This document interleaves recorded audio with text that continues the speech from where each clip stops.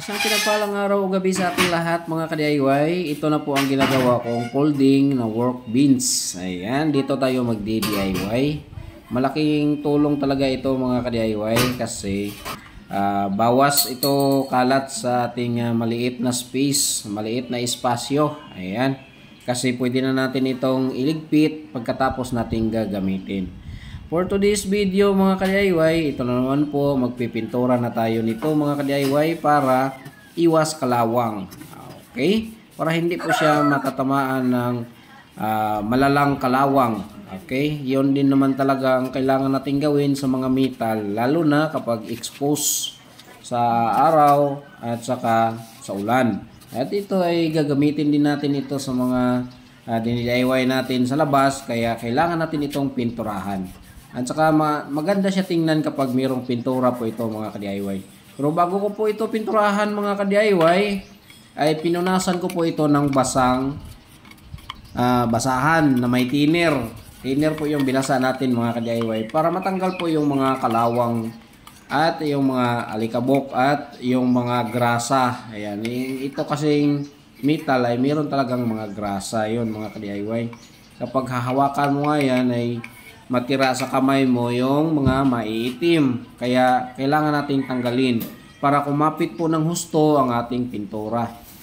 At ito na nga, pagkatapos kong mai-mix yung ating pintura mga ka-DIY, ay magpipintura na po tayo. Ang ginagamit ko pong pintura dito mga ka-DIY ay gray, color gray. Ito po ay primer, metal primer. I mean, may mga catalyst. Kasi yung may catalyst mga ka-DIY ay kapit na kapit po talaga siya. Kasi yung catalyst, yun po ang nagbibigay tibay at pangpakapit sa ating pintura. Yung mga walang catalyst mga ka-DIY, madali lang po yung matuklap.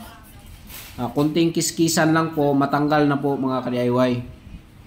Isa po yan sa nalalaman ko base po sa aking paghahanap ng solusyon kung paano magtagal ang pintura. Kaya ito ay share ko din sa inyo mga ka-DIY, yung ginagamit kong pintura kahit na sa wall man dyan, sa kahoy man dyan, ang gagamitin nyo mga ka-DIY yung merong catalyst. Ayan, yung merong hardener para magtagal ang ating pintura, magtagal ang kulay ng ating project, magtagal ang kanyang buhay. Maganda po tingnan kapag hindi natutuklap yung ibang pintura kagaya ng metal o kung ano man diyang pinipinturahan natin. Kasi kapag natutuklap kasi mga ka-DIY, kahit na maliit lang, part lang yung natuklap, pangit na po siya tingnan. So mas maganda yung buo ang kanyang pintura. At isa din sa natutunan ko sa pagpipintura mga ka-DIY, kailangan na one direction lang po ang ating brush, ang ating paint brush. One direction lang po tayo mga ka-DIY para maganda po tingnan ang kanyang grano o kanyang grain. At sa unang pahid mga ka-DIY ay huwag munang kapalan. Kahit na manipis lang po yan, okay lang yan. Kasi meron pa naman tayong second coat, third coat, at hanggang kailan nyo gusto. Kung gusto nyo makapalang inyong pintura mga ka-DIY, ulitin nyo lang ng ulitin. Pero ako mga ka-DIY hanggang 3 coating lang po ako mga ka-DIY. Maganda na po yan.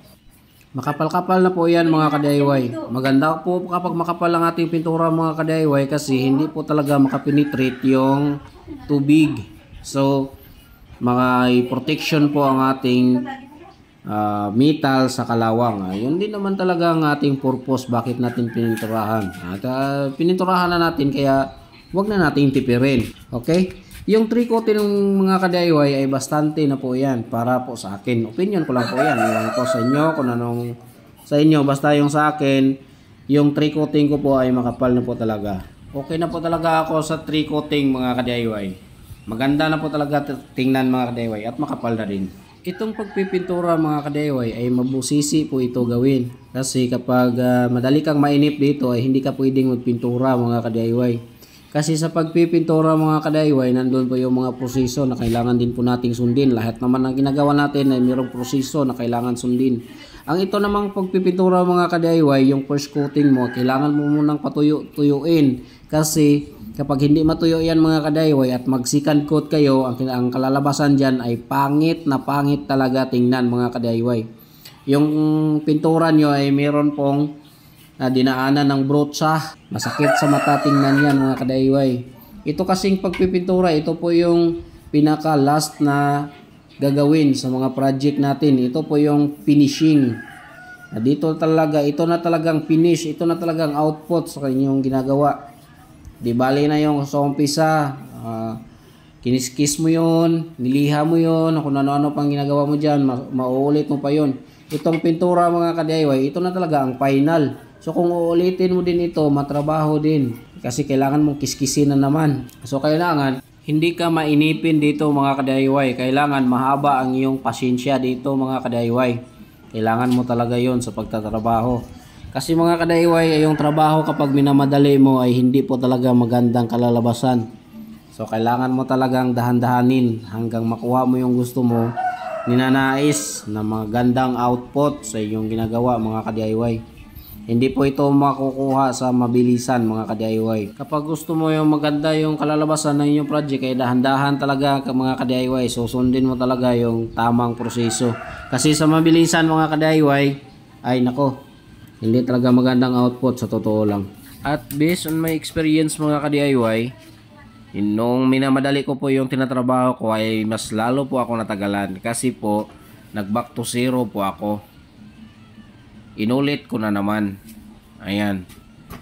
Hindi na bali sanang nag back to zero tayo kung wala tayong binaklas. Kasi ang dami na nating binaklas na inulit natin. So matrabaho na talaga mga ka-DIY. So mas mabuti ng susundin natin yung tamang proseso. Ayan. Kagaya nitong pagpipintura mga ka-DIY.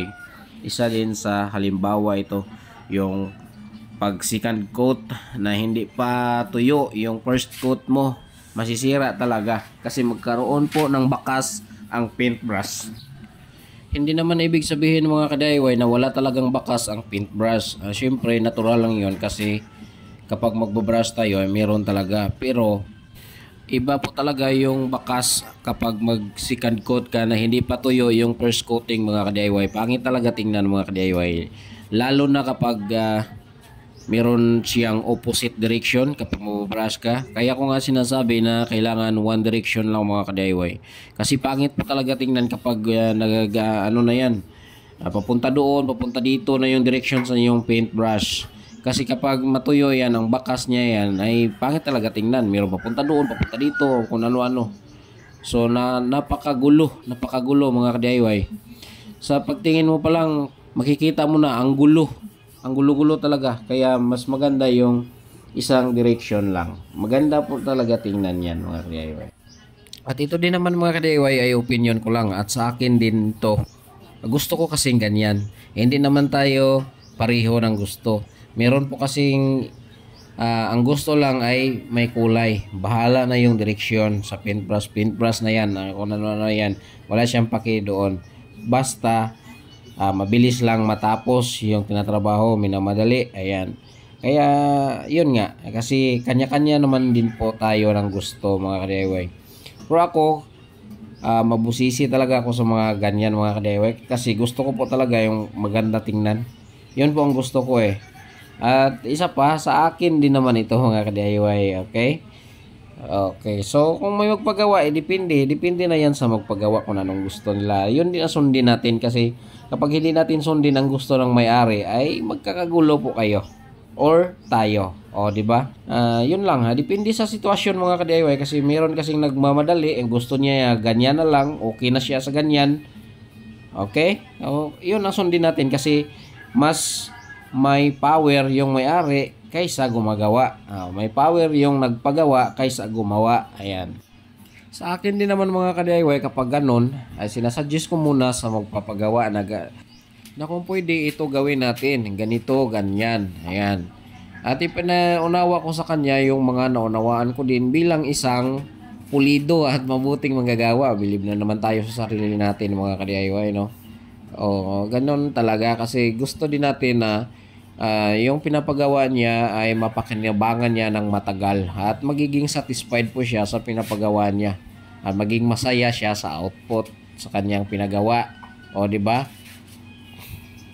O, magkakaroon pa po tayo ng ano diyan mga ka-DIY, referral sa iba din na magpapagawa. Magkakaroon tayo ng maraming customer kapag ganyan gawin natin. Hindi po kasi gawa lang tayo ng gawa, dapat may malasakit din tayo. Kasi hindi ko naman nila lahat, yung iba ay gumagawa lang para sa pera. Wala namang malasakit sa may-ari. Kaya isipin din natin ng may-ari na nagpapagawa, kasi hindi po niya alam yung mga bagay na ganyan. Kaya nga siya nagpagawa sa marunong kasi hindi niya alam paano gawin yun. At kaya ko po nasabi yan mga ka-DIY kasi meron na po akong experience na ganyan. Marami na po kaming na-encounter na mga bagay na inuulit namin yung ginagawa nila kasi hindi nagustuhan ng may-ari. So kawawa yung may-ari mga ka-DIY kasi doble na po yung kanyang expenses at doble na po ang time na ginugol niya sa kanyang proyekto. Okay, nagkaroon na siya ng maraming gastos. Gastos sa time, gastos sa pera, at iba pa. Basta gastos, iyon na yun. Okay mga ka-DIY? So, kailangan talagang meron tayong malasakit sa nagpapagawa po sa atin. Kasi tayo po yung may alam, isa-suggest talaga natin sa kanila na ganyan dapat. Kung ayaw nila, kung may alam din sila, iyon ang sundin natin kasi yun ang gusto nila. Para sa huli, hindi tayo masisi na may kakulangan po tayo. Kasi nag-suggest naman tayo eh. Sinuggest natin na ganun, ayaw niya, gusto niya yung sa kanya. Yun ang sundin natin. Kasi sabi ko nga, siya po yung nagpagawa, siya po yung may authority. Kasi siya po ang may-ari eh. Sa huli, basta walang sisihan. Okay? Okay, malapit na po nung magtatapos itong video na to mga ka-DIY. At sa hindi ko pa po makalimutan, maraming salamat po talaga sa inyong lahat mga ka-DIY. Ito na po ang project natin mga ka-DIY, nagamit na po natin. Sa muli, maraming salamat po sa inyong lahat. Solid and Liquid Team, maraming salamat po. At sa mga friend ko dyan sa YT, maraming salamat po talaga. Lalo na sa mga silent viewers dyan, maraming salamat po sa uulitin. Paalam!